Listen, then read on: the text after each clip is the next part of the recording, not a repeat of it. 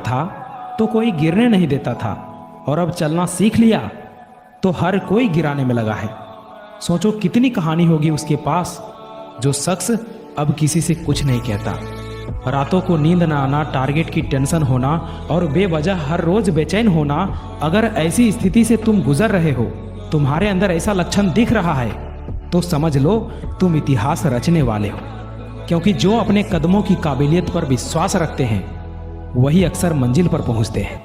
अगर आप कुछ ऐसा पाना चाहते हो जो आपने पहले कभी नहीं पाया, तो आपको कुछ ऐसा करना होगा जो आपने पहले कभी नहीं किया। तुम अपने घर की स्थिति में परिवर्तन के लिए चुने गए हो। जीवन आसान नहीं होगा मेरे भाई।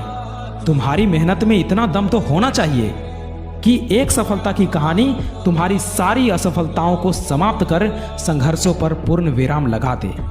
देर से बनो, लेकिन कुछ बनो जरूर, क्योंकि वक्त के साथ लोग खैरियत नहीं, हैसियत पूछते हैं। इसलिए जीवन में जो भी करो पूर्ण समर्पण के साथ करो। उदय किसी का भी अचानक नहीं हुआ मेरे भाई। सूर्य भी धीरे धीरे निकलता है और ऊपर उठता है।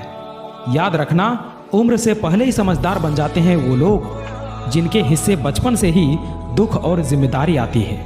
अरे अपने वही है जो संघर्षों के समय भी तुम्हारे साथ हो, क्योंकि सफलता के बाद तो पराये भी अपने हो जाते हैं। आज मेरी परिस्थिति देखकर तुम मेरे खिलाफ जितनी बातें बना सकते हो बना लो, पर याद रखना, जिस दिन ये समय मेरा साथी बन गया ना, तो तुम्हें खुद पर शर्म आएगी कि मैंने किस आदमी के बारे में क्या बोला था।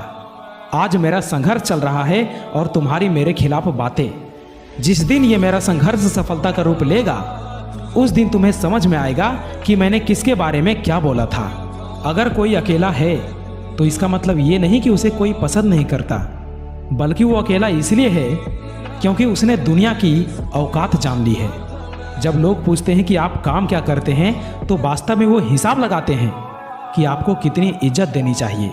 यही इस दुनिया की सोच है और इसे आपको मानना पड़ेगा।